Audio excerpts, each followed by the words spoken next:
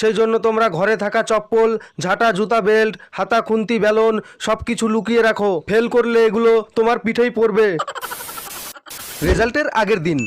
আজ সারা দিন মস্তিতে মন বলেছে কাটাতে, কালকের কথা কালই জানে।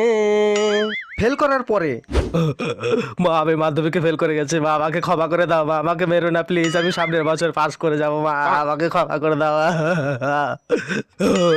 চুপ কর হারামজাদা, সামনের বছর পাস না করলে ঝাঁটার বাড়ি দেবো। কি রে, তোর তো মাধ্যমিকের রেজাল্ট বেরিয়েছে, তোর রেজাল্টের খবর কি? পাস করেছিস না ফেল করেছিস? বল, তুই পাস করেছিস না ফেল করেছিস, বল। অ্যাকচুয়ালি বাবা, অ্যাকচুয়ালি কি? আমাদের স্কুলের কি? আমাদের স্কুলের হেডমাস্টারের ছেলে ফেল করে গেছে বাবা। হেডমাস্টারের ছেলে ফেল করেছে? পাশের বাড়ির ডাক্তার কাকুর ছেলেটাও ফেল করেছে। আরে তুই পাস করেছিস কিনা সেটা বল। পল্টুর বাবা ইঞ্জিনিয়ার, পল্টু এবার মাধ্যমিকে ফেল করেছে। আরে হারামজাদা, তুই পাস করেছিস কিনা সেটা বল। ডাক্তার ইঞ্জিনিয়ারের ছেলেরা যদি ফেল করতে পারে তাহলে তুমি কোন হরিদাস পাল যে তোমার ছেলে পাস করবে?